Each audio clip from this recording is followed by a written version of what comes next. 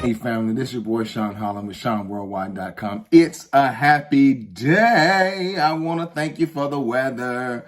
I want to talk to you today from the subject, hard conversations. Where in your life do you need to have hard conversations with family, friends, co-workers? I want to give you some things to think about because I've had in my position and in my roles that I've played in folks' lives over the last 30 years, I've had to have many conversations, and some of them have not gone the way that I thought that they would go. So let's just talk a little bit about hard conversations. You know, in life, you're going to have disagreements, and there'll be moments in your life where there are folks that you'll be traveling with, and you're going to want to go right and they're going to go left. And you got to have some hard conversations. And so the first thing I want to say is to recognize that you can have hard conversations in a peaceful way. They don't always have to end up in like a bust in friendship. Everyone hates each other. But what you can't do, number one, is avoid the elephant in the room. Let me tell every leader, don't avoid the elephant in the room. My biggest mistake over the years is just not wanting to deal with conflict, right? And so I felt like there were times like if I didn't address it, it would somehow just get better. And they never did. They got worse. So here's a couple things. Don't avoid the conversation. There's an elephant in the room and you got to deal with it. And you might have to deal with it, as they say, you don't eat an elephant at one time, you a little bit by a little bit, right? Small by small. So it may take multiple conversations in multiple settings to actually get to the root cause of what's going on.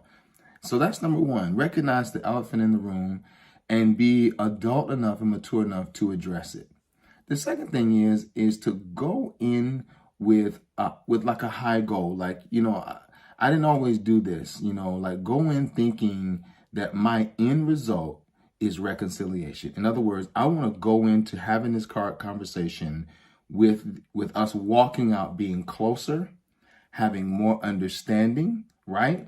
And even if we decide we're going to go in two different directions, we can still like be friends. You can still say hi to me, right? You don't have to avoid me in public spaces and things like that. And so I want you to think about that. Don't avoid the elephant in the room, and then go in with the highest possible like outcome. So if it's a close friend or a close colleague and you spent time together, like don't go in like, well, if they don't hear me, I'm saying, it's over. Like I don't need her. I don't need him anyway. Like don't go in with that kind of attitude, because that's exactly what's going to happen.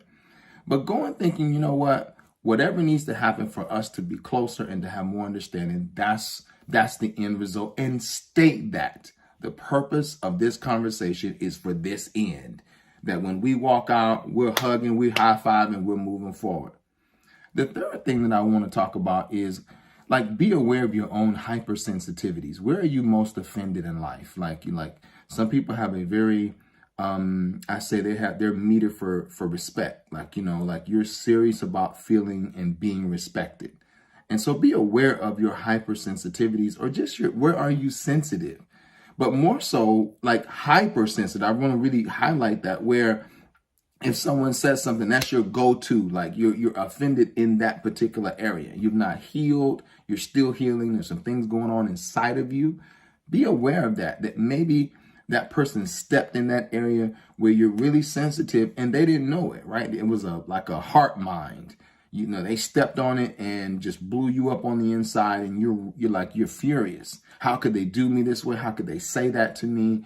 All those kinds of thoughts. Go into it being aware, and go into that conversation really with the mindset that, number one, I'm prepared to forgive. I'm prepared to forgive the person, and I'm prepared to be forgiven, right? And last but not least, go in listening not to words, but listening to the heart of the person. And that's something you might have to pray about. Like, that's not like something they teach you in school. So what I try to do, and I've learned to do, and I'm not telling you I'm perfect at this. I'm just telling you like what I've learned is take what you know about the person and hold that as very sensitive information. If you know this person has the history of this or that, then know that oftentimes they're going to be speaking out of their experience. And you might have offended them. You might have actually crossed the line. And whether you did it intentionally or unintentionally, it doesn't matter to the other person, right? And so that's why I say go into it expecting some misunderstanding, but we want to reconcile. I'm aware of my own where I'm hypersensitive, and I'm asking for forgiveness, and then be accountable. That's the last one. Be accountable for your actions. You can't fix what you're not willing to acknowledge. Be accountable.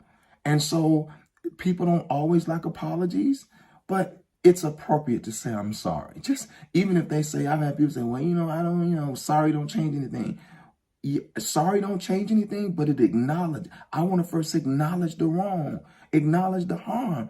Now I'm willing to be accountable moving forward. I'm not going to do that anymore. I'm not going to say that like that. And know that the other person may not give you the grace to recover. But lastly, give yourself the grace to move forward in your life when you've done all that you can do to make things right. And I pray God blesses you. And remember, it's a happy day.